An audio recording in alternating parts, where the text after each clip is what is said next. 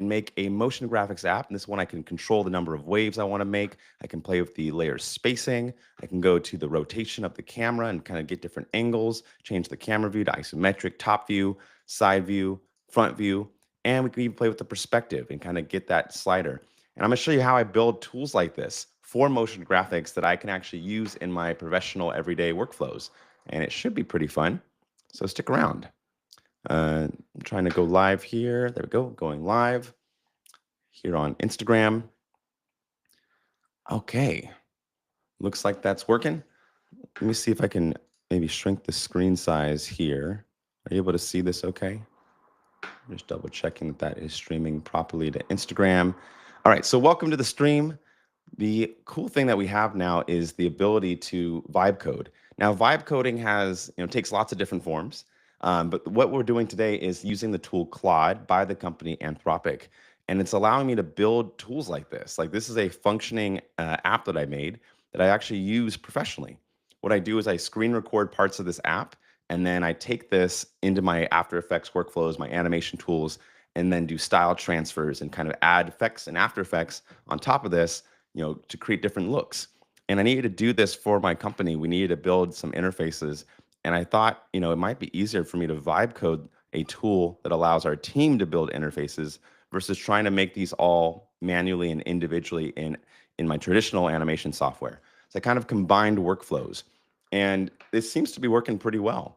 But just want to double check. So we are live streaming simultaneously to YouTube and to Instagram. And that's something I haven't really been trying before. So let me know if you can hear the audio. Just leave any emoji in the comments so I can see if you hear my audio. Just give me a thumbs up if you hear the audio, because I don't know. I can't test that. So just give me a little thumbs up in the chat here on Instagram. And then, yeah, we'll continue. I'm going to show you how to build. Okay, cool. Sup said, all right, so welcome. Good morning. Is the audio working? Let me test. Audio working? Okay, audio is good on IG. Okay. Thank you so much, Can Libara. All right, let's get right to it.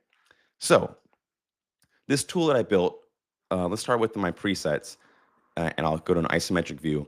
I started off kind of just building one layer, and I wanted to make sure I can build this like sine wave. Then once we have a sine wave, I wanted to play with like 3D controls. So I said, can I make a slider that allows me to add more layers? Then I wanted the ability to kind of space out those layers. And so I asked that to the AI, and I was able to space them out. Then I wanted to do a time offset so that they're not all at the same exact time. Like the ribbon's really cool, but what if they all happen at slightly different time intervals, which creates this really, really neat perspective effect. And if I rotate the camera, you can see like, let's go to a perfect side view, or actually let's turn off perspective.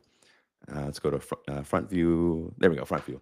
So if we go to layer spacing, you see if we do the time offset, it looks like it's just one. But if we just offset the time of those sliders just by a little bit, we create these really cool effects. If we go to isometric, you can kind of see that it looks more like a cascading ribbon.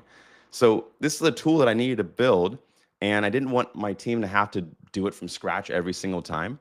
So one of the other really cool features we did was I added this preset where you can get different animations as a starter point. And each one of these are completely customizable. You can zoom in and zoom out. You can play with the time scale. So if you want it to be really fast or really slow. And you can also play with the type of wave angle. So yeah, I want to show you how to build a tool like this and then explain why. So once I had this made and recorded, we actually use this professionally for a commercial. I would screen record parts of it and then bring it into my traditional animation tools like After Effects, and then I would go and proceed to animate and do some cool stuff with the outputs. And this is only possible because of these very new vibe coding workflows. And all right, so let's get right to it.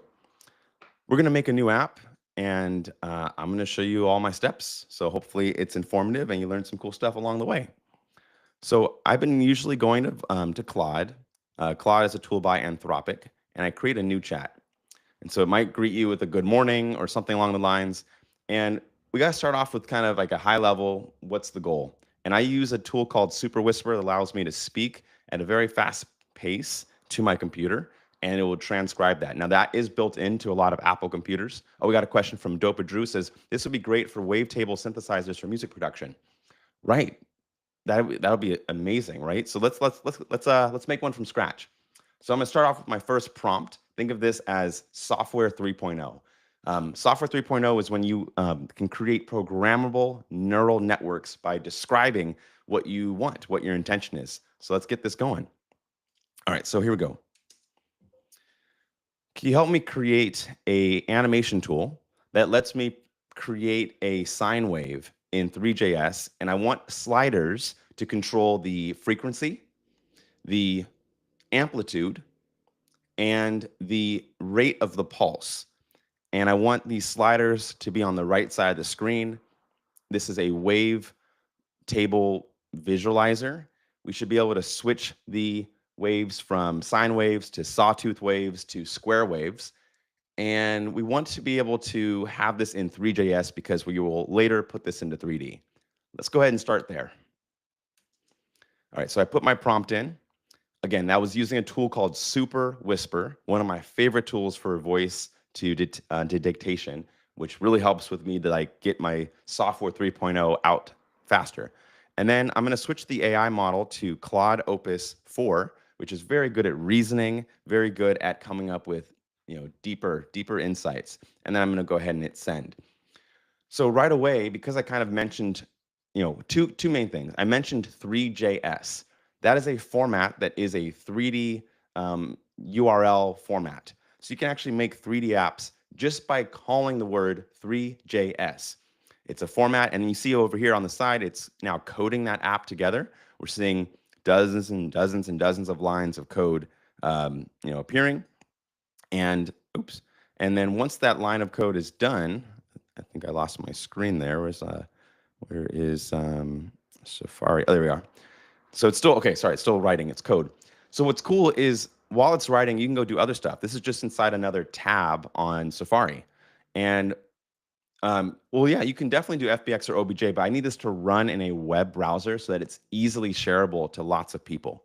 If I make it only available in the other formats, it might not be great because I'll have to make an app. I want to deploy this as a web app, and Three.js is a great format to make a web app.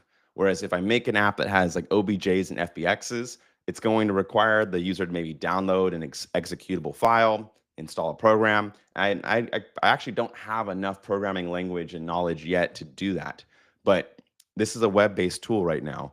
All right, so take a look. This is the first draft of our thing.